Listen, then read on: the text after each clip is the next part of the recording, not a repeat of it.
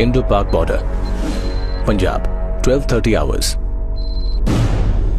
1 घंटे बाद यहाँ से इंडिया की सबसे सेंसिटिव ट्रेन्स में से एक गुजरने वाली है। यहाँ से लेके अटारी तक एस्कॉर्ट करेंगे। सिक्योरिटी एक अहम मुद्दा है। हर मंडे और थर्सडे को इस ड्रिल में कड़ी मेहनत की जाती है। बीएसएफ की रिस्पॉन्सिबिलिटी है कि पहले जब गेट खुलेगा तो एक पार्टी गेट के आगे जाएगी, गेट के आगे का इलाका सर्च करेगी, किसी प्रकार की सस्पेक्टेड कोई चीज छुपी तो नहीं है वहाँ पे।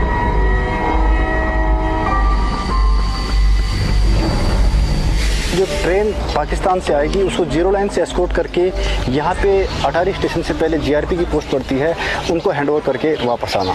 साथ में डोमिनेटिंग फीचर के ऊपर में हमारे वेपन माउंट होते हैं तथा गाड़ियों के ऊपर में वेपन माउंट होते हैं कि किसी प्रकार की कंटीजेंसी या कोई बंदा भागने की कोशिश करे तो उसे हम चेज करके पकड़ सकें। अटारी का high profile busy border Punjab के दूसरे बॉर्डर एरिया से बिल्कुल उलट है। इसकी उपजाऊ जमीन की वजह से पंजाब को इंडिया की ब्रेड बास्केट भी कहा जाता है। इसकी थोड़ी सी जमीन इंटरनेशनल बॉर्डर और फेंस के बीच में पड़ती है। एज अ किसान गार्ड बीएसएफ के जवान फार्मर्स की तलाशी लेते हैं, ये देखने के लिए कि कहीं कोई इलीगल एक्टिविटी तो नहीं चल रही। यहाँ पर जो फेंसिंग है और जीरो लाइन के बीच में 200-250 मीटर आगे तक किसानों का जमीन है। आगे हमारे जिस टाइम किसान जाते हैं उनको प्रॉपर हम चेक करते हैं और उनके साथ हम सुरक्षा गार्ड आगे भेजते हैं ताकि ऐसी जो सामान जो पाकिस्तान की तरफ से जैसे कि तस्करी का सामान होता है, हीरोइन वगैरह होता है और हथियार हमने हमारे कंट्री के अंदर नहीं है।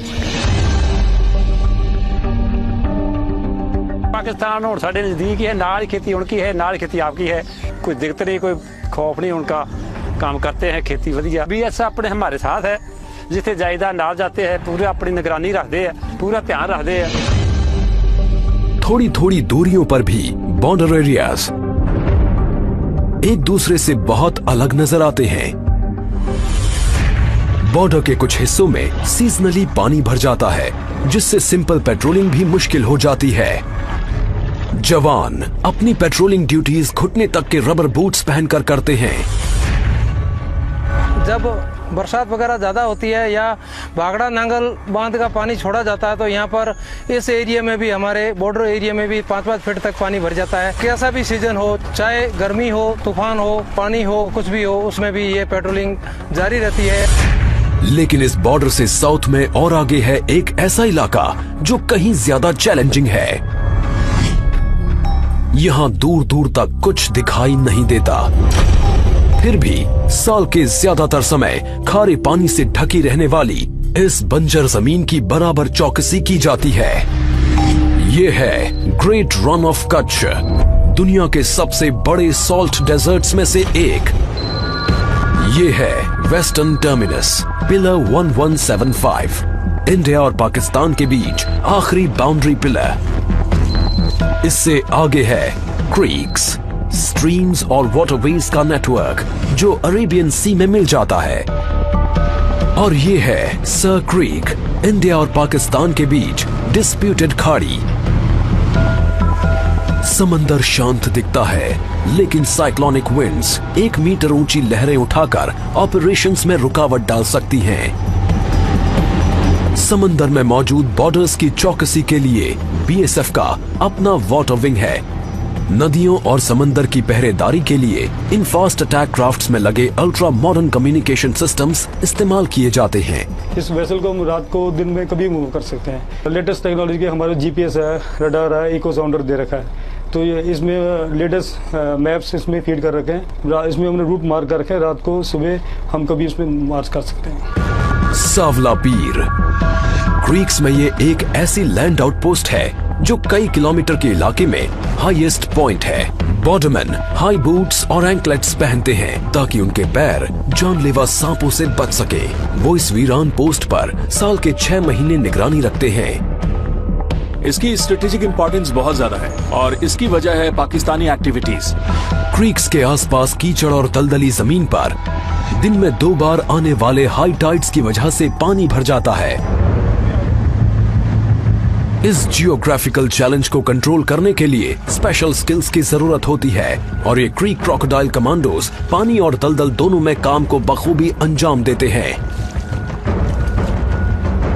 क्रीक्स में आने के तमाम रास्तों से घुसपैठ का खतरा बना रहता है।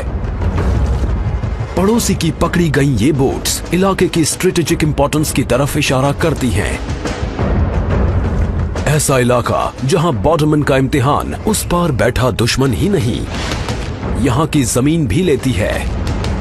हजारों किलोमीटर दूर इंडिया के ईस्टर्न फ्रंट पर पड़ोसी बांग्लादेश का रुख दोस्ताना है, लेकिन फ्रेंडली बॉर्डर की पहरेदारी में अलग तरह के चैलेंजेस होते हैं, जैसे कैटल स्मगलर्स,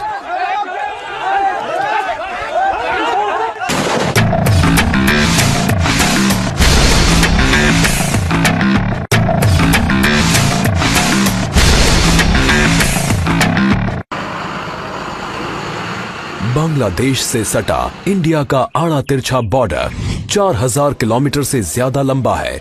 इसे रेड क्लिफ लाइन भी कहते हैं।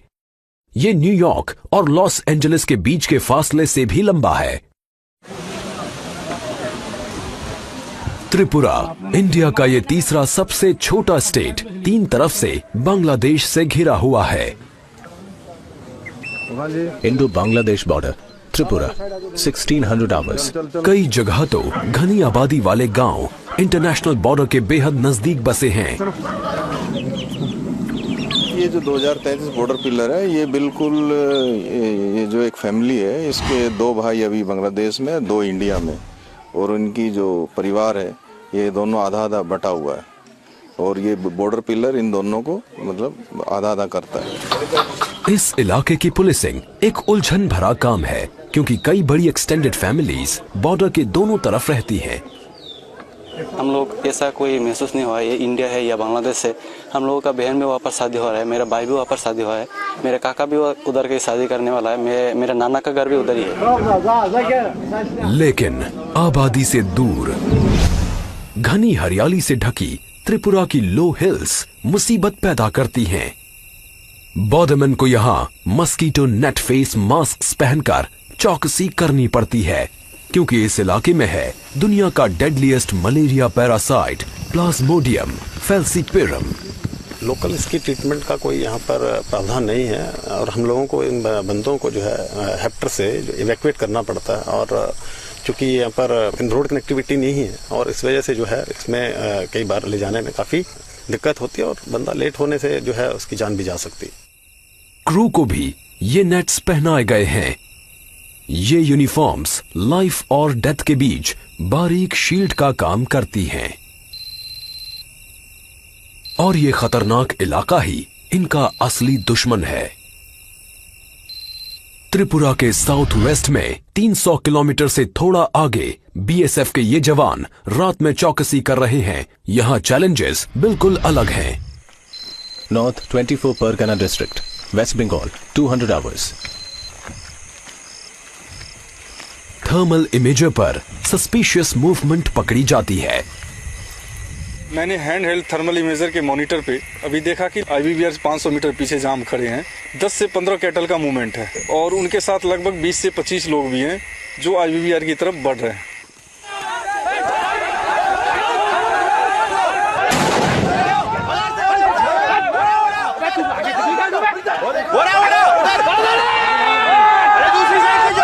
पीछा किया और पकड़ लिया। इंडिया बांग्लादेश बॉर्डर के 1/4 हिस्से पर फेंस नहीं है, इसी वजह से इन इलाकों में बहुत ज्यादा कैटल स्मगलिंग होती है। 2014 में लाखों डॉलर कीमत के करीब 20 लाख कैटल बॉर्डर के पार स्मगल किए गए थे। बॉर्डरमैन की स्ट्रेटेजिक पेट्रोलिंग टैक्टिक्स की वजह से अब स्मगलिंग में तेजी से कमी आई है। वेस्टर्न बॉर्डर की ही तरह यहां ईस्टर्न बॉर्डर पर जमीन पर सिर्फ बोट्स ही नहीं होते। बीएसएफ का specialised water wing bay of Bengal के आसपास के तमाम वाटर चैनल्स को मॉनिटर करता है। Sundarbans, west Bengal, 10 hours. लगभग 10,000 स्क्वायर किलोमीटर्स इलाके में फैला सुंदरबन का आकार तकरीबन जमाइका जितना है। इसमें से आधा इंडिया में है और बाकी का बांग्लादेश में। यहां बीएसएफ तय काम को अंजाम देती है। गर्म और उमस भरे सुंदरबन में नहरों, कीचड़ और छोटे आइलैंड्स का एक उलझा हुआ नेटवर्क है। इलाका दलदली है और इसकी वीरानियों में मंडराते हैं जानलेवा क्रीचर्स, डंक मारने वाले से फाड़ डालने वाले तक। दुर्गा उन 3 फ्लोटिंग बॉर्डर आउटपोस्ट्स में से एक है जहां बीएसएफ सुंदरबन के आसपास के दूर दूर तक फैले रिवराइन बॉर्डर को मॉनिटर करने के लिए इस्तेमाल करती है। 353 टन का हर वेसल लैस है इको साउंडर्स और सैटेलाइट नेविगेशन इक्विपमेंट से, ताकि जवान इस बदलते मंजर पर महारत हासिल कर सकें। दुर्गा में रहते हैं 30 बॉर्डरमैन।